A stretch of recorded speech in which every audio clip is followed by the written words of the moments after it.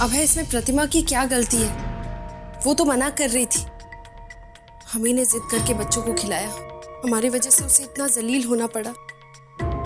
हम क्या करते अभय? वो बच्चे जमीन पर बैठकर खा रहे थे, हमें अच्छा नहीं लगा, इसलिए हमने उन्हें अपने साथ बिठा लिया। हमें नहीं पता था कि त्रिभुवन भैया को इतना बुरा लगेगा।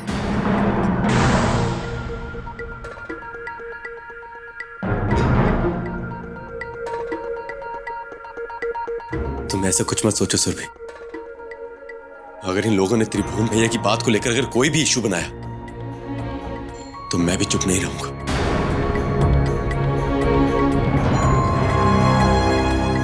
सुरभि, तुम परेशान मत हो, कुछ भी डरने की जरूरत नहीं है। मैं हूं ना सब संभालने के लिए, कुछ नहीं होगा। अभय, सुरभि,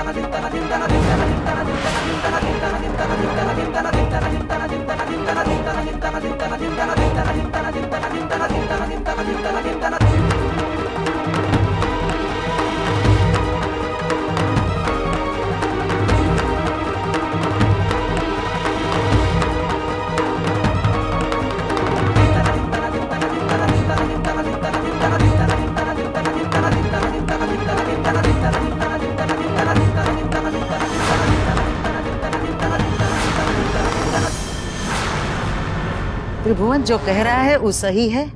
तुमने अमर की बेटियों को डाइनिंग टेबल पर बैठकर खाना खिलाया। जी। जी? अरे तुम्हें जी कहने में कोनो संकोच नहीं हो रहा? हम 2 दिन के लिए घर से बाहर कहा गए कि तुम नौकरों के बच्चों के साथ बैठकर खाना खाने लगे। तुम काहे ई घर के सारे कायदे कानून और संस्कारों को तहस नहस करने पर तुले हुए हो? अभय, तुम ई घर के हो, बचपन से तुमने ई घर के रंग ढंग को देखा है। तुम काहे इसे बदल रहे हो? अभी मार्कंडे आता होगा, उसे ये सब पता लगेगा तो जानते हो ना क्या होगा।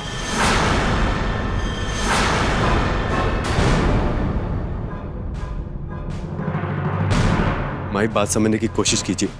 आप देख रहे हैं ना कि कितनी ठंड है, और इतनी ठंड में ये बच्चे फर्श पर बैठकर खाना खा रहे थे। हमसे वो देखा नहीं गया, इसीलिए इन्हें कुर्सी पर बिठाकर हमने खाना खिला दिया। अब इसमें कौन सी बड़ी बात है माई?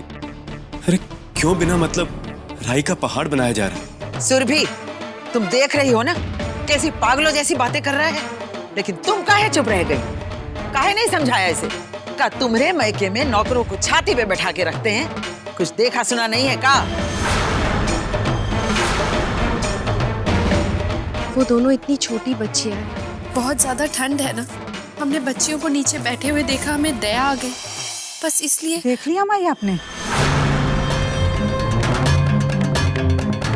देख लीजिए अपनी बहू को, यही है आपकी बहू जिसे बड़ी शान से आप चांदी सौंप कर गई थी। जान लिया ना आपने? इसके मन में कितनी इज्जत है इस घर की प्रथा और परंपरा के लिए।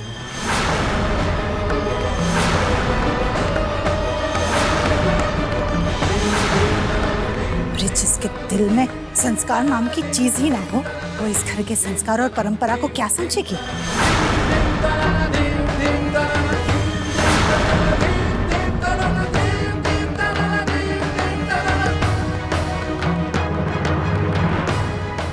तुम दोनों कान खोलकर सुन लो, ये घर में वही होगा जो होता।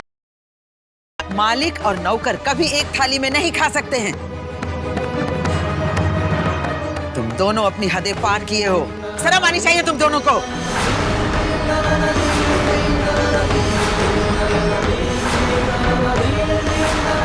इसमें कौन सी बड़ी बात है? अरे ये बच्चे भी तो इंसान ही है ना। हाँ, हमें मालूम है कि वो इंसान हैं, लेकिन उनके इंसान होने का ये मतलब तो नहीं कि हम सारे भेदभाव भूल जाए। अबे, भगवान ने दुनिया सोच समझ के बनाई है। तुम जानते हो तुम्हारे हाथ की उंगलियां छोटी बड़ी काहे हैं? अगर वो ऐसी नहीं होती तो तुम कौनो काम ठीक से नहीं कर पाते, तुम्हारा हाथ ठीक ढंग से नहीं चल पाता। वैसे ही भगवान ने दुनिया चलाने के लिए ये व्यवस्था बनाई है। तुम काहे दुनिया को बरोबर करने पर तुले हुए हो? माही आप चुप रहो, अपनी जुबान बंद करो। हमें तुम्हारा पहाड़ा नहीं सुनना है।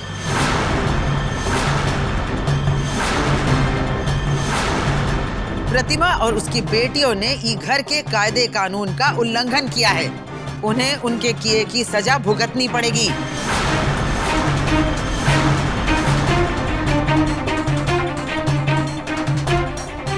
माई, इसमें इनका कोई दोष नहीं है। बेचारी प्रतिमा, वो तो बैठने को भी तैयार नहीं हो रही थी। हमने उससे कहा तब जाके बहुत मुश्किल से तैयार हुई वो। अगर आपको सजा देनी है माई तो हमें दीजिए, उसकी कोई गलती नहीं है। अच्छा, तो तुम्हारी वजह से वो ऐसी हिम्मत कर पाई, तब तो सजा की हकदार तुम भी हो।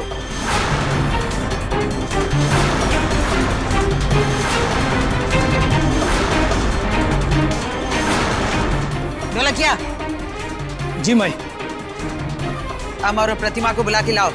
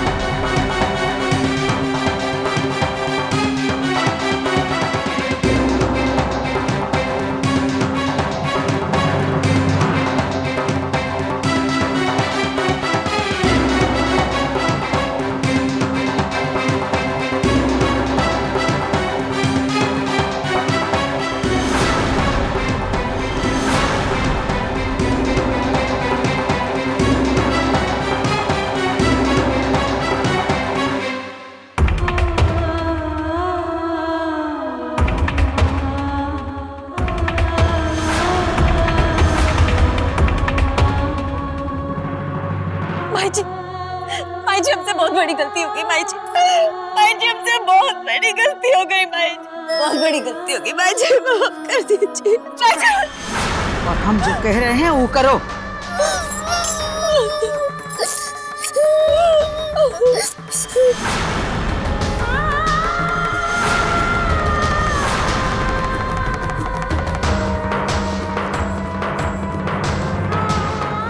जैसे तुमने हमारी गैर मौजूदगी में डाइनिंग टेबल पर बैठकर अपनी बेटियों को खाना खिलाया था, अब वैसे ही पूरे घर के सामने तुम अपनी बेटियों के साथ वहां बैठकर खाओ।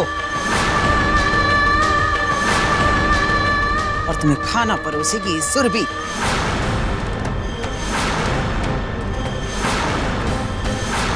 काहे कि उसको तुम लोगों पे बहुत दया आती है। ये सोचती है कि ऐसा करने से घर में बराबरी बनी रहेगी। चलो उठो तुम लोग और डाइनिंग टेबल पर जाकर बैठ जाओ। माई जी एक बार हमको माफ कर दीजिए। माई जी हमारी बात का विश्वास कीजिए। हम जो कह रहे हैं वो चुपचाप करो। उठो जल्दी।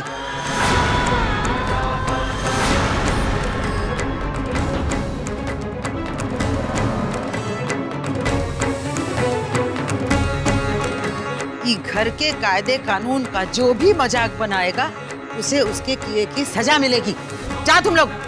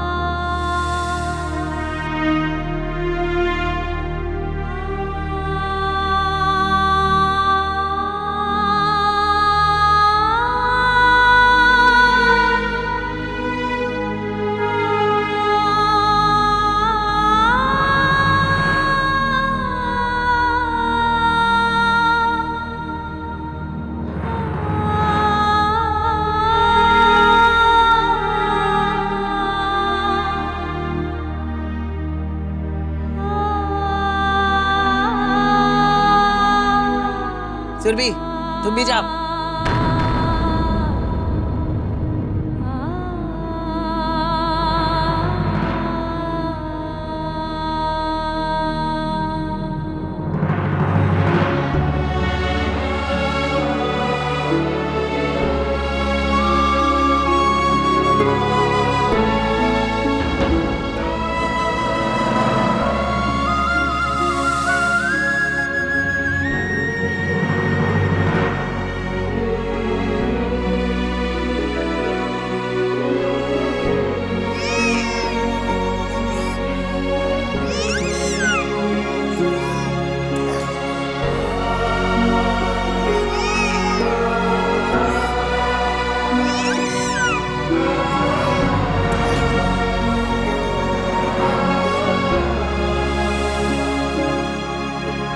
जैसे पहले खिलाया था वैसे ही खिलाओ।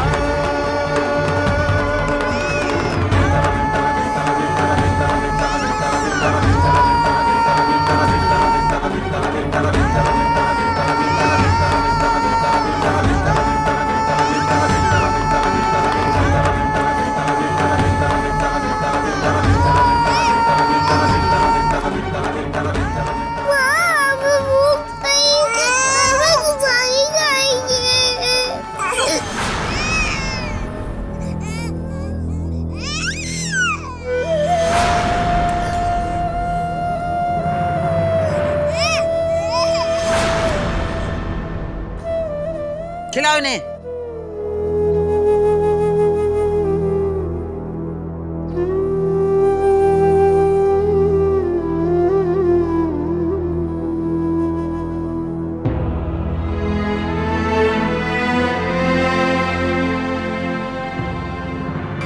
अमर, डाइनिंग टेबल को ले जाकर कबाड़ी के यहाँ फेंक आओ, हमें नहीं रखना इसे।